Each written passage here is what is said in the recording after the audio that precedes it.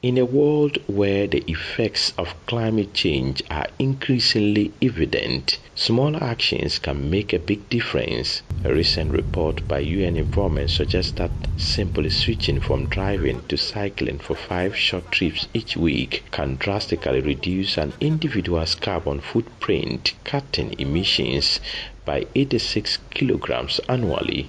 But here in Bolgatanga, one man is taking it a step further. We are encouraging more people to ride bicycles as their means of transport.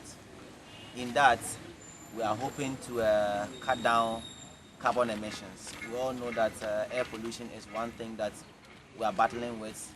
Climate change has really caught up with us, and Meet James Company, a passionate cyclist and environmental advocate who has turned his love for biking into a mission. For the past 3 years, James has been leading a growing cycling movement in his region, aiming to reduce emissions, promote healthier and greener lifestyles. What inspired me to start riding is that initially I used to ride for fun and then to keep fit, but then as I was on the bike, some ideas keep on coming. So the idea of how to use a bicycle to bring societal change came to my mind. So I began thinking how I can use the bicycle to bring societal change.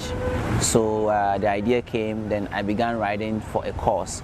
James' efforts are paying off. His cycling team has grown steadily, and more people in the region are embracing cycling not just for leisure, but as a practical and sustainable way of getting around. Amos and Agana are members of James' team.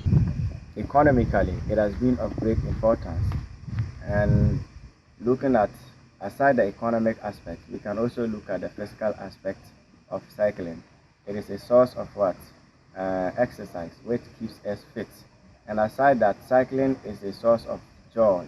It gives you motivation. As you cycle, you visit so many areas at low cost, and then you are motivated or excited.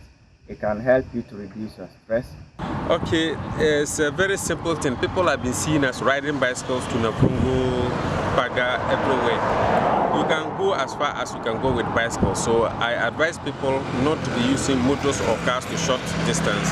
Okay, so we always call the community and our people around us always to educate them, talk to them about how to use the bicycles, the difference between vehicle and bicycles, to reduce the smoke. So for me, I saw that if people begin to embrace the bicycle as a means of transport, they would, in fact, we are going to reduce the carbon emissions that we have in the atmosphere. James' dedication to his cause goes beyond the region. In April 2024, he rode an incredible 815 kilometers from Bolgatanga to Accra, raising awareness about reducing carbon footprint and the power of sustainable transportation. In July 2024, James organized the Ride Bolga campaign, a 20-kilometer cycling event that brought together locals for a fun and impactful ride. The event was a resounding success, showing just how much interest there is in adopting cycling as a mode of transport. My biking has brought a lot of impact. So after we made some rides to Accra, that's 815 kilometers, and came back, people now have begun buying bicycles in the township here.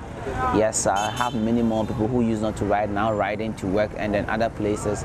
Some of them even ride and snap and post on their social media, and then they talk about bicycle challenge. So yes, there's so much impact in my cycling because I've used it to reach out to many people and encourage many people to ride. So we have a lot of people in town here who now ride bicycles, and then they park their motors and then their cars to engage the bicycles for other things that they would have probably used cars. So yes, there's so much impact me and my team have brought.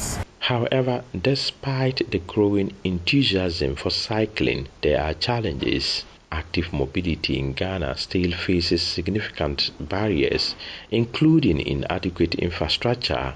Our road is not really friendly for cycling. We do not have dedicated lanes for cycling. We share the road with other road users, such as these heavy trucks, which cause so much danger to us as cyclists. So it's a big challenge for us. The road is not friendly at all because we don't have dedicated cycling lanes. Our bicycle riding, we always have a big problem with the big trucks. You know, these cargoes and other trucks that we have been moving on the road, it's always like we are challenging. So we are just appealing to the ensemble and their people to look into our roads and see how they can make separation for the bicycle riders and the vehicles and other movement to make everything simple for us. So in the design of our routes, when the urban planners are designing our routes, for example, if you go to the Netherlands, you see that the Netherlands have roads specially made for people riding the bicycles. Engineer Dr. Mary Enchi is the head of department at the Environmental Management at the University of Energy and Natural Resources. If we can also design our roads in such a way that we can have avenues prepared for people riding these bicycles, it will be the best way to help us as a country. So the environmental benefits of this cycling, that we will have less vehicles moving on our roads, because there's no way a bicycle will be producing pollutants like the carbon monoxide from the exhaust to destroy the environment. Okay, and in a way that we have gone to COP29, everybody is trying to see, oh, how do we come in as a nation to reduce our carbon production and all that. If at all, well, when it comes to the agricultural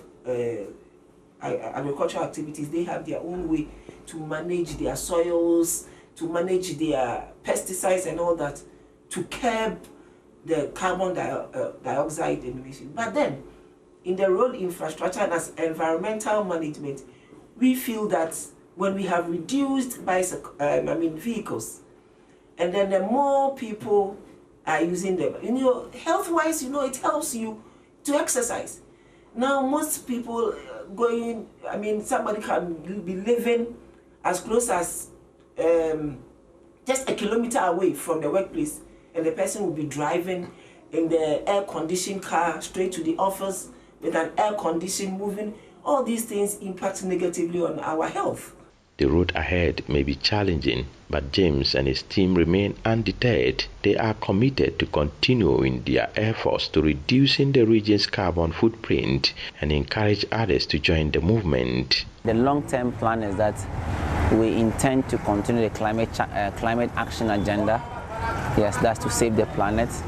And also one thing we're looking at is that in the long term, we're looking at how we can provide or collaborate and partner with people to provide bicycles for those who cannot afford them, especially school kids. As the call for cleaner and healthier cities grows louder, James Company and his cycling team are riding towards a brighter and cleaner future, one pedal at a time. In Bolgatanga, the wheels of change are in motion. Will other cities follow? Only time will tell. A report by Mohamed Nuruddin.